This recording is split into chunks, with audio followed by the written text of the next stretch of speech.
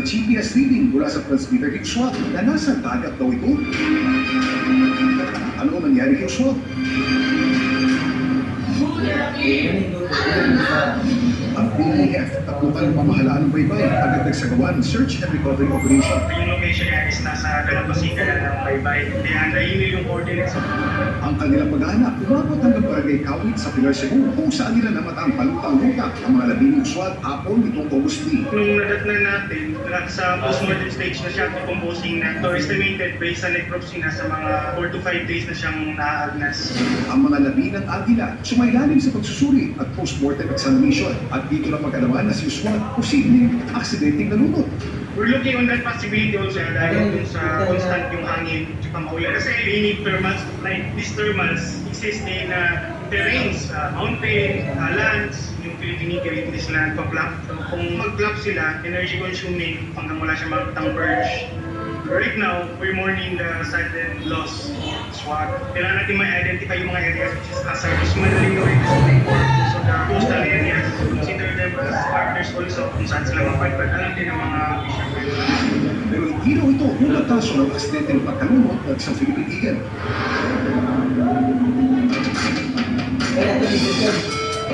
Ayon sa tala ng Philippine Eagle Foundation, ang pagkalunod ni Uswat ay ang pang-siyam na kaso na nalunod ng Philippine Eagle.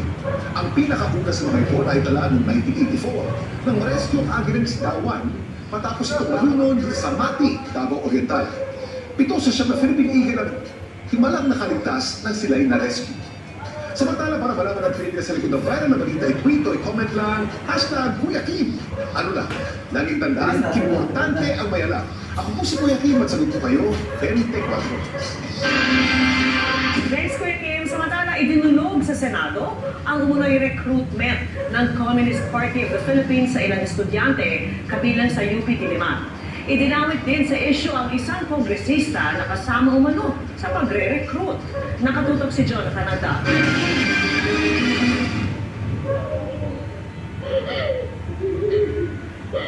Hawak sa aming panahon. Nakikiusap kami sa inyo. Sumakot kayo. Ibalik mo na ang nakikiusap.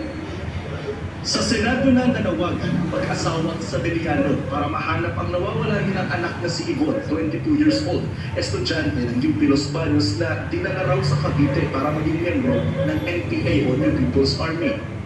Sa tala ng PNP, halos 200 estudyante na ang nare-recruit ng CPP-NPA mula 2014 hanggang ngayon. Tinukoy din ng pulisya ang ilang eskwelahan na may pinakamaraming estudyante na na-recruit umano ng CPP-NPA. Kabilang dito ang ilang state university tulad ng University of the Philippines at ilang mga high school. Isang nagpakilalang dating miyembro ng CPP at alumnus umano ng UP ang humarap din sa pagdinig. Sa loob ng mismo ng UP Diliman, nagkakaroon ng recruitment para sa CPP-NPA sa pamamagitan ng mga accredited student organizations ng universidad. Inutusan ako ng Communist Party of the Philippines to run for student council para isusunod na freshman, ma-recruit ko. We collected support from students na ipapadala namin sa NPAs. And that's happening now inside the universities. Kasama daw niya sa pagre-recruit si ngayon Kabataan Party List Representative Raul Manuel. 2017 is magkasama kaming nagre-recruit sa UP. Siya as student regent, tas ako as alay sining people. Student regent siya, nagre-recruit siya ng mga kabataan para mag-UP. And so, yun yung tasking niya as member ng Communist Party.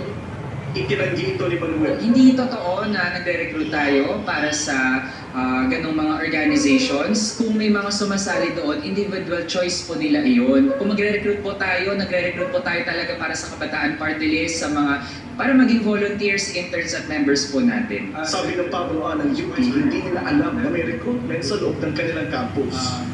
We will have to do a review of our current guidelines on student accreditation and the way they conduct their activities. Sa isang pahayag kinondina ng UP Diliman University Student Council ang malisyoso umanong red tagging sa mga estudyante at organisasyon sa kanilang universidad. Hamon nila sa UP administration, protektahan ang academic freedom at right to organize ng mga estudyante. Para sa GMA Integrated News, Jonathan Andan, nakatutok, 24 oras. Mga kapuso, nadagdagan pa ang mga low-pressure area na minomonitor sa lumabas ng Philippine Area of Responsibility. Ang isa sa mga yan, nasa loob pa rin ng PAR at muling napataan sa layong 615 kilometers east-northeast ng Kitbayat, Batanes. Nasa labas naman ang parang dalawang iba pa. Sabi ng Pag-asa, mababa dyan sa ng tatlong LBA na biging bagyo pero patuloy itong tuntukan dahil posible pang magkaroon ng pagbabago. Nananatili namang walang epekto sa bansa ang kahit isa sa mga nasabing LBA pero posible pa rin ulanin ang ilang bahagi ng bansa dahil sa habagat at localized thunderstorms. Base sa datos ng Metro Weather, may chance pa rin ng ulan sa halos buong northern at central Luzon, Mimaropa, Calabarzon, Panay Island, Negros Island, Zamboanga Peninsula, Northern Mindanao, Farm at Socsajet. May malalakas na ulan pa rin pero hindi na kasing tindi noong mga nakalipas na araw. Sa Metro Manila, may pag-ulan din maaaring bago magtatali at posibleng maulit po sa hapon. Nagsumiti ng mga dagdag na dokumento sa NBI ngayong araw ang Magamang Niño at Sandro Mulak. Kaugnayan ang reklamo laban sa dalawang independent contractor ng GMA. Nakatutok si Nelson Canla. Muling nagtungo sa opisina ng NBI sa Quezon City ngayong araw si Nino Mulak at anak niyang si Sparkle artist Sandro Mulak. Nagsumiti sila ng ilan pang dokumento para pagtibayin ang kanilang reklamo laban sa dalawang individual. Nagbigay na rin ng kanyang opisyal na pahayag si Nino sa NBI pero tumanggi ang mag-ama na magpa-interview. Dumating rin ang kinatawa ng isang hotel kung saan umano naganap ang insidente inirereklamo ng mag-ama para isumiti ang CCTV footage na ipinasabina ng NBI. Walang pahayag ang NBI o ang mag-amang muna kung ano ang isinampang kaso at kung sino ang mga inirereklamo.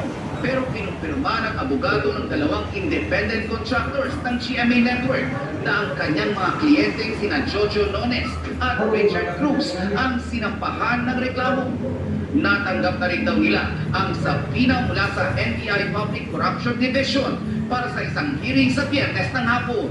Sina Nones at Cruz din ang iniimbestigahan ngayon ng Home Network ni Sandro na GMA matapos silang ireklamo ng batang aktor noong isang linggo.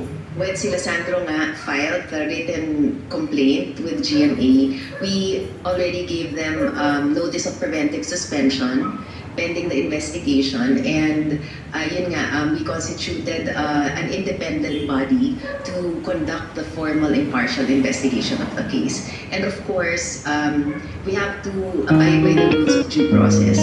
Para sa GMA Integrated News, Nelson Canlas, nakatutok, 24